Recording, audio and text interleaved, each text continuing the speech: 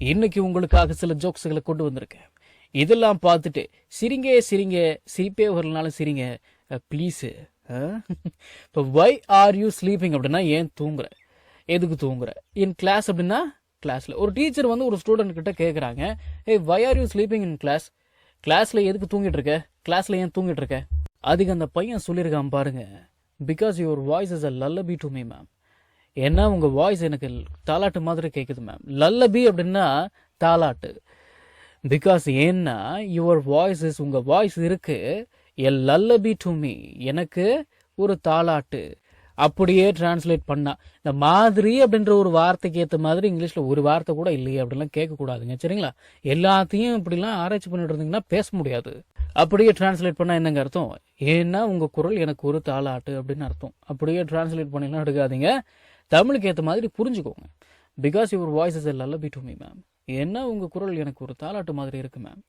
என்னம்மா ஐஸ் வைக்கிறான், இது ஜோக்கா, இது எனக்கே டவுட்டாக இருக்குது, இருந்தாலும் சிரித்து வைப்போம். ஹா ஹா ஹா. ஒரு வைஃப் வந்து அவங்களுடைய கணவர்கிட்ட கேட்குறாங்க, ஹவு டு ஐ லுக் அப்படின்னு கேட்குறாங்க. ஹவு டு ஐ லுக் அப்படின்னா நான் பார்க்கறதுக்கு எப்படி இருக்கிறேன், நான் பார்க்க எப்படி இருக்கேன், நல்லா இருக்கேனா, அந்த மாதிரி அர்த்தம். அதுக்கு அவர் என்ன சொல்கிறாரு பாருங்களேன், வெறிப்பேத்தும் காமெடி வித் யுவர் ஐஸ், உன் கண்ணால தான். அதாவது ஹவு டு ஐ லுக் அப்படின்னா நான் பார்க்க எப்படி இருக்கேன் அதான் அர்த்தம். அப்படியே டிரான்ஸ்லேட் பண்ணால் நான் எப்படி பார்க்குறேன் அப்படின்னு கூட அர்த்தம் எடுத்துக்கலாம் இல்லையா. ஆனால் அந்த அர்த்தம்லாம் இல்லை. ஸோ அதை வச்சு இவர் காமெடி பண்ணுறாரு, வித் யுவர் ஐஸ், உன் கண்ணால தான், ஹாஹா செம்ம காமெடி அப்படின்ட்டு பண்ணுறாப்புல. ஆனால் எனக்கு அது பிடிக்கல, உங்களுக்கும் பிடிக்காதுன்னு நம்புகிறேன். சரி, இப்போ உங்கள் ஒய்ஃபு உங்ககிட்ட ஹவு டு ஐ லுக் அப்படின்னு கேட்குறாங்க, அதுக்கு இந்த மாதிரி சொல்லி வைங்க, சரிங்களா. யூ லுக் ஸோ குட், ரொம்ப நல்லா இருக்கேன். யூ லுக் ஸோ பியூட்டிஃபுல், ரொம்ப அழகாக இருக்கேன். இந்த மாதிரி சொல்லி வைங்க சார், லைஃப் நல்லா இருக்கும். சரி, ஒரு எக்ஸாம் பேப்பரில் இப்படி போட்டிருக்கு, கொஸ்டின் பேப்பருங்க, சரிங்களா. எப்படி போட்டிருக்கு, right what you know. What you know அப்படின்னா உனக்கு தெரிந்ததை ரைட் எழுது. ஒரு ஸ்டூடெண்ட் அதை பார்த்துட்டு, என்னது ரைட் வாட் யூ நோவா, உனக்கு தெரிஞ்சது எழுது. சரி சரி போ, ஐ நோ நத்திங், எனக்கு ஒன்றும் தெரியாது, எனக்கு ஒன்றும் தெரியல அப்படின்னு எழுதி போட்டிருக்கான். சரி அதாச்சும் தெரியுது, சந்தோஷம். ஒரு டீச்சர் வந்து ஒரு ஸ்டூடெண்ட் கிட்ட கேட்குறாங்க, what is the chemical formula of water. இந்த ஆஃப் அப்படின்ற வார்த்தைக்கு உடைய அப்படின்ற ஒரு அர்த்தம் இருக்கு, மனசில் வச்சுக்கோங்க. வாட்டரோட கெமிக்கல் ஃபார்முலா என்ன அப்படின்னு கேட்குறாரு. இந்த உடைய அப்படின்றது தான் பேச்சு தமிழில் ஓட அப்படின்னு பேசுவோம் இல்லையா. சரி, what is the chemical formula, என்ன கெமிக்கல் ஃபார்முலா ஆஃப் வாட்டர், வாட்டரினுடைய, புரியுதுங்களா. சரி, அதுக்கு ஸ்டூடெண்ட் சொல்கிறான் பாருங்க, sir it is H I J K L M N O. Sir அது வந்து ஹெச்ஐஜேகே எல்எம்என்ஓ அப்படின்னு சொல்கிறான். இந்த பதிலை கேட்டு வாத்தியார் அசந்தே போயிட்டார். வாட் வாட் நான்சென்ஸ், என்னடா என்னடா பேசுகிற நீ. Sir you only said the chemical formula of water is H2O. அதாவது H2O அப்படிங்கிறத H2O, ஹச்சில் இருந்து A to Z அப்படின்னா ஏவிலேருந்து Z வரைக்கும் அப்படின்னு அர்த்தம் இல்லை. இந்த மாதிரி ஹச்சிலேருந்து O வரைக்கும் அப்படின்னு நினச்சிக்கிட்டான் போல. என்ன ஒரு திறமையான பையன் பார்த்தீங்களா, எப்படி இப்படிலாம் யோசிக்கிறானுங்க பாருங்க. யூ ஒன்லி செட் அப்படின்னா நீங்கள் தான் சொன்னீங்க, நீங்கள் தானே சொன்னீங்க அப்படின்னு அர்த்தம். Sir you only said, sir நீங்கள் தானே சொன்னீங்க the chemical formula of water, வாட்டரோட கெமிக்கல் ஃபார்முலா இஸ் H2O. H2Oன்னு புரியுதுங்களா.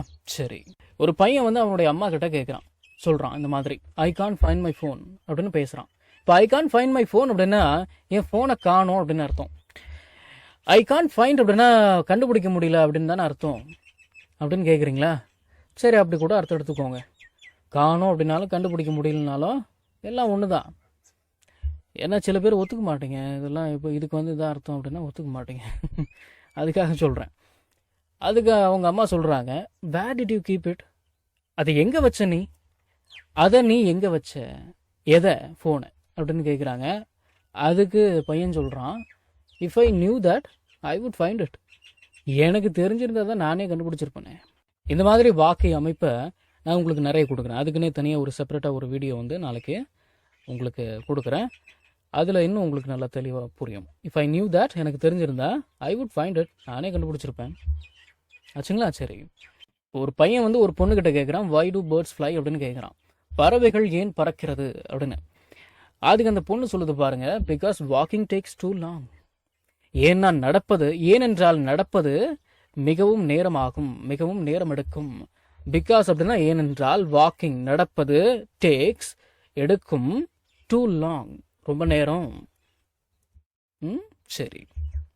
ஒரு பையன் வந்து தன்னோட அப்பா கிட்ட கேட்குறான், dad can you do my homework? அப்பா என்னுடைய வீட்டு பாடம் செஞ்சு தருவீங்களா, என்னோட ஹோம்ஒர்க்கை செஞ்சு தருவீங்களா அப்படின்னு கேட்குறான். அதுக்கு அவனுடைய அப்பா நோன்னு சொல்கிறாரு, இல்லை மாட்டேன் அப்படின்னு சொல்கிறாரு. அதுக்கு அவன் சொல்கிறான் பாருங்க, தென் at least don't disturb me while I don't do it. While அப்படின்னா WHILE, வைல் அப்படின்னா பொழுது அப்படின்னு அர்த்தம். While I don't do it அப்படின்னா நான் அதை செய்யாமல் இருக்கும் பொழுது, தென் அட்லீஸ்ட் டோன்ட் டிஸ்டர்ப் மீ, பிறகு என்னை டிஸ்டர்ப் பண்ணாமலாவது இருங்க. While I don't do it, நான் அதை பண்ணாமல் இருக்கும்போது. எதை பண்ணாமல் இருக்கும்போது? ஹோம்ஒர்க் பண்ணாமல் இருக்கும்போது. அப்போ நான் ஹோம்ஒர்க் பண்ணாமல் இருக்கும்போது நீங்கள் டிஸ்டர்ப் பண்ணாமலாவது இருங்க அப்படின்னு சொல்கிறோம். நம்ம தமிழில் பேசக்கூடிய அன்றாட வாக்கியங்களை இங்கிலீஷில் இப்படி பேசலாம்னு சொல்லி ஒரு 1000க்கும் மேற்பட்ட ஆங்கில வாக்கியங்களை தமிழில் மொழிபெயர்த்து ஒரு 5 PDF நான் ரெடி பண்ணி வச்சிருக்கேங்க. ஒரு PDF பிரைஸ் வந்து பார்த்தீங்கன்னா 50 rupees. ஆனால் இந்த 5 PDFையும் நீங்கள் 250 ரூபாய் கொடுத்து வாங்க தேவையில்லை.